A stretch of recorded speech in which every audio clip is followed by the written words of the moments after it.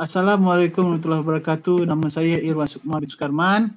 Saya merupakan pensyarah di PIKOM International University College dan juga saya merupakan pelajar Doctor of Education di Faculty of Education and Social Science Universiti Selangor, Malaysia.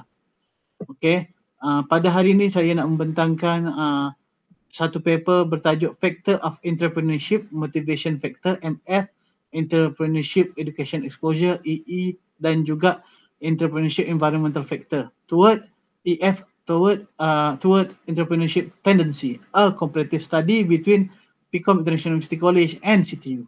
Okay. Background of the study, saya bahasa Melayu ya. Macam yang kita ketahui, entrepreneurship ni adalah salah satu kunci kepada kemajuan masyarakat. Di mana dengan adanya entrepreneurship, kita boleh mengurangkan kemiskinan serta kesenjangan sosial.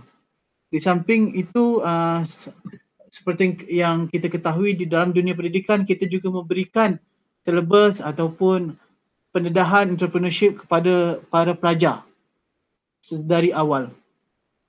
Tujuan dia untuk mengurangkan pengangguran dan juga untuk meningkatkan ekonomi. Okey.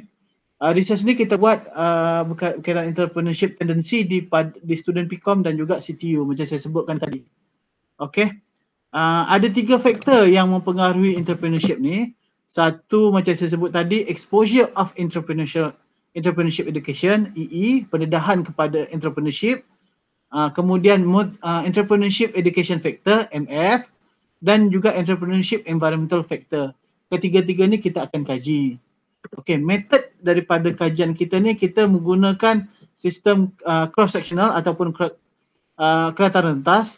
Kemudian kita menggunakan kuantitatif dan juga data yang kita dapat adalah sebanyak 133 student daripada PIKOM International University College 77, City University 76. Student kita pilih secara random dan juga mereka setuju untuk menjadi responden. Okey.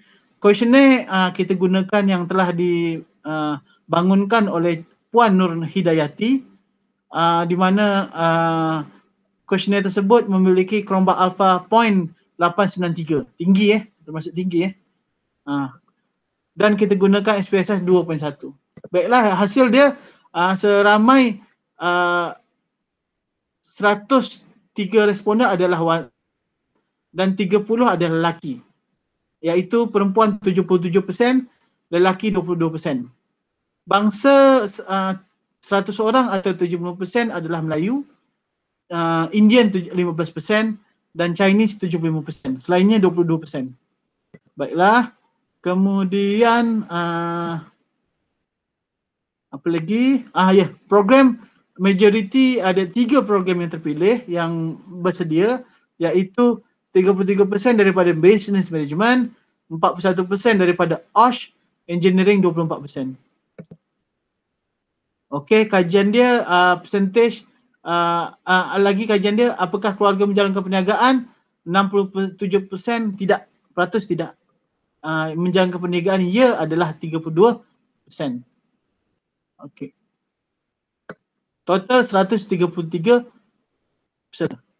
Kemudian kajian kita berkaitan dengan dekat PIKOM International University College, faktor persekitaran perniagaan atau environmental factor entrepreneurship, purata adalah 2.6883. Maksud dia sederhana tapi tak terlalu tinggi. Kalau dekat CTU pula, dia lagi tinggi daripada PIKOM, 2.845 min dia. Lebih 0.2 berbanding PIKOM CTU. Mungkin disebabkan para pelajar CTU ni dia lebih berkemampuan daripada segi ekonomi, orang tua mereka berbanding dengan PIKOM, di mana majoriti adalah para pelajar fakir miskin dan asnaf. Okey. Okey, kemudian entrepreneurship education pula di PIKOM entrepreneurship education pula di PIKOM adalah 2.8422 purata. Kalau di CTU education dia lagi tinggi, iaitu 2.945. Okey, macam saya sebutkan tadi, dekat kedua-duanya tinggi, tapi CTU lagi tinggilah 0.1%. Tinggi dan sederhana tinggi lah kita boleh sebut. Mungkin macam saya sebut tadi, faktor keluarga yang telah memberikan pembedahan awal berkaitan dengan entrepreneurship berbanding dekat CTU, di mana di dekat CTU majoriti adalah dari keluarga yang bekerja, bukan daripada keluarga yang berniaga. Okay. Kalau dari segi motivasi pula, di PIKOM International University, motivasi dia adalah 2.79. 2.79. Di CTU pula motivasi tinggi juga, 2.97, menghampiri tinggi lah, sikit saja lagi. Okey, jadi kita boleh buat kesimpulan, conclusion, di mana faktor keluarga memainkan peranan kepada motivasi dan juga sekitaran entrepreneurship anak. Itu yang saya boleh ringkaskan. Okey, ringkasan yang kita dapat dekat sini, untuk meningkatkan entrepreneurship minded ataupun elemen di kalangan student, maka policy maker, IPT hendaklah mendekankan program entrepreneurship ni, baik dari segi kurikulum ataupun aktiviti-aktiviti, training and skill, ataupun kita buat kompetensi di kalangan para pelajar.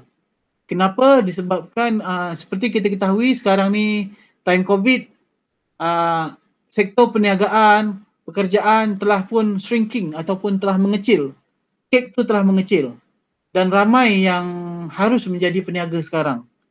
Jadi diharapkan ketiga-tiga faktor ni yang penting ini akan menjadi suatu tolak ukur kepada policy maker untuk menerapkannya sehingga kita boleh menjadi negara maju di kemudian hari. Terima kasih. Assalamualaikum.